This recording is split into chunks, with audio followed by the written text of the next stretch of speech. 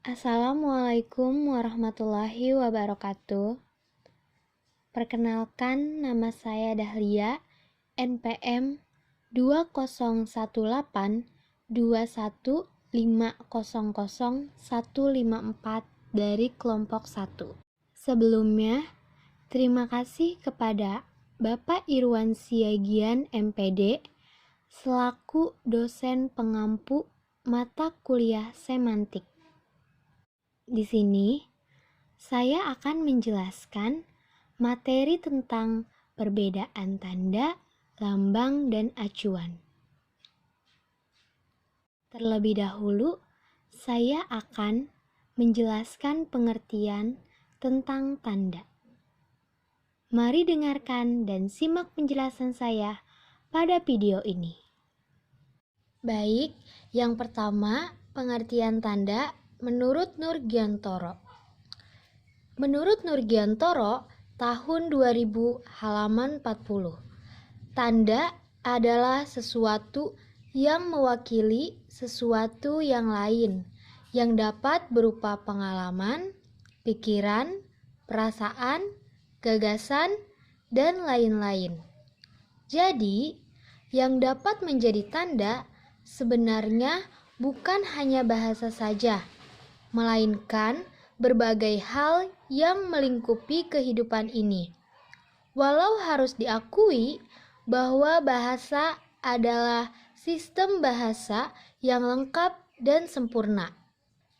Contohnya, pukulan rotan yang cukup keras pada punggung akan memberi bekas.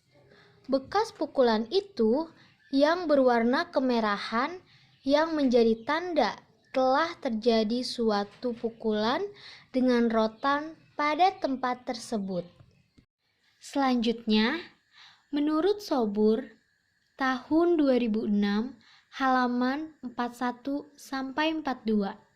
berdasarkan interpretan, tanda dibagi menjadi 3, yaitu yang pertama, rem, kedua, desain atau disikin, dan yang ketiga, argumen. Pengertian rem menurut Sobur. Menurut Sobur, tahun 2006 halaman 41-42, rem adalah tanda yang memungkinkan orang menafsirkan berdasarkan pilihan. Contohnya, orang yang merah matanya dapat saja menandakan bahwa orang itu baru menangis atau menderita penyakit mata, mata dimasuki insekta, baru bangun tidur, dan ingin tidur. Selanjutnya pengertian desain sigin menurut Sobur. Menurut Sobur, tahun 2006, halaman 41-42. Desain sigin atau disigin adalah tanda sesuai kenyataan. Contohnya, jika pada suatu jalan sering terjadi kecelakaan, maka di tepi jalan dipasang rambu lalu lintas yang menyatakan bahwa di situ sering terjadi kecelakaan. Yang ketiga, pengertian argumen menurut Sobur. Menurut Sobur, tahun 2006, halaman 41-42, argumen adalah tanda yang langsung memberikan alasan tentang sesuatu.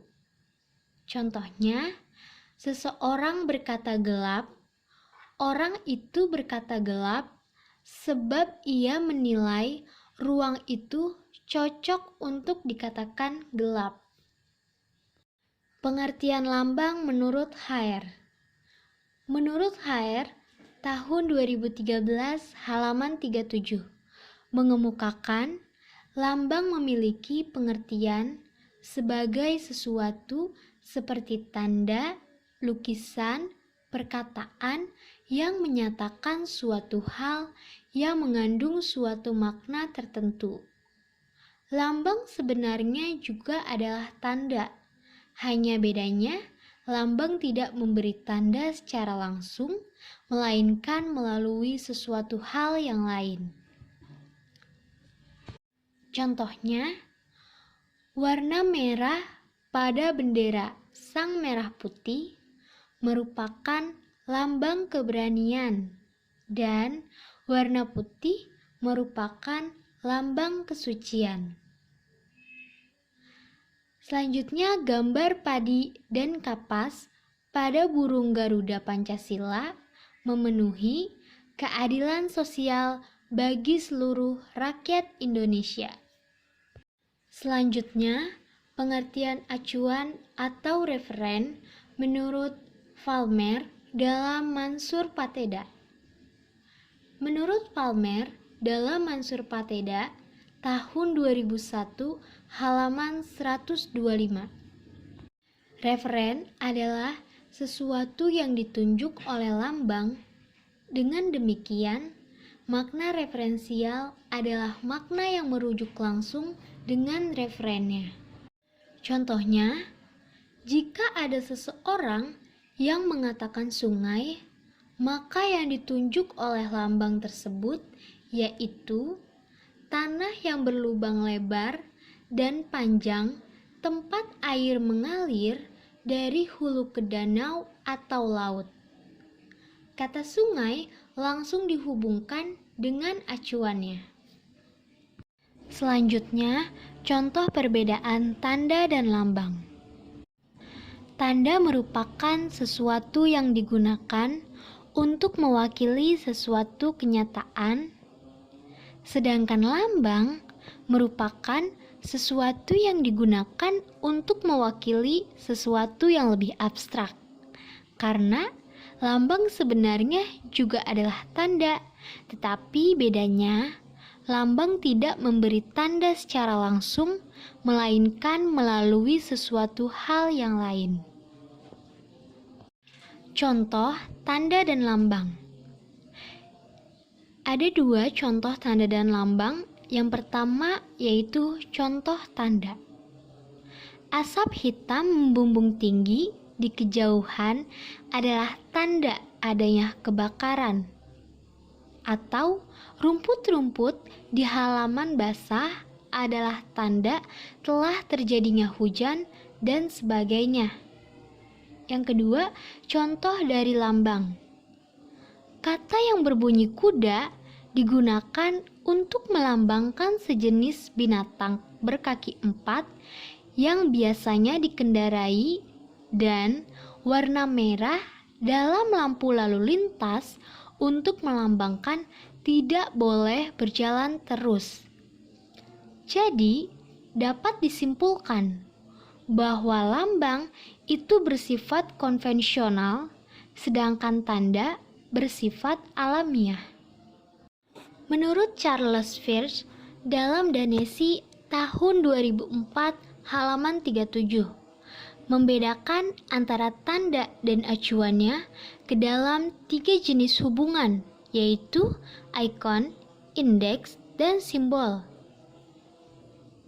Yang pertama, ikon menurut Danesi dan Budiman.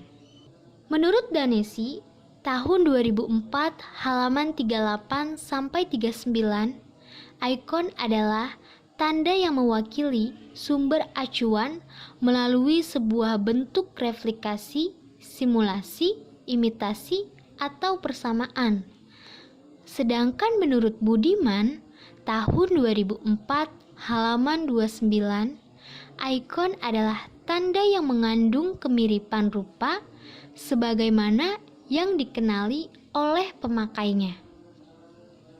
Contohnya, tanda toilet perempuan dan laki-laki di pintu masuk toilet. Rambu petugas galian di pinggir jalan. Kedua ikon tersebut menunjukkan kegiatan yang dilakukan atau berlangsung sesuai dengan tindakan yang berlaku. Selanjutnya, pengertian indeks menurut Danesi. Menurut Danesi, tahun 2004 halaman 38, indeks adalah tanda yang mewakili sumber acuan dengan cara menunjuk padanya atau mengaitkannya secara eksplisit atau implisit dengan sumber acuan lain. Contohnya, asap sebagai tanda adanya api. Dan yang terakhir ada simbol. Simbol menurut Danesi dan Budiman.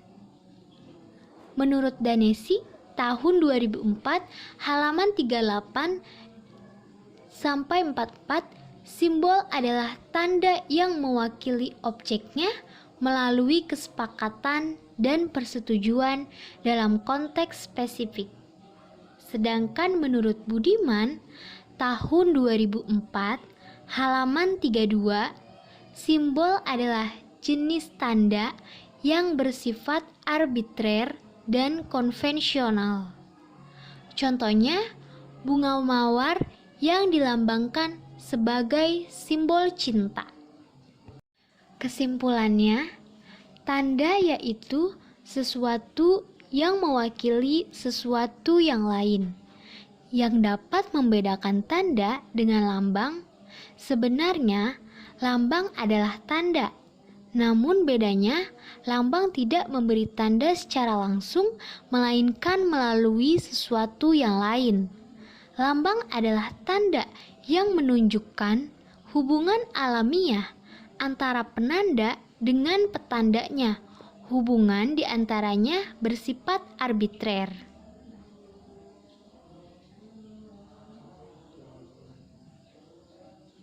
Sekian penjelasan materi yang dapat saya sampaikan. Kurang lebihnya mohon maaf. Wassalamualaikum warahmatullahi wabarakatuh.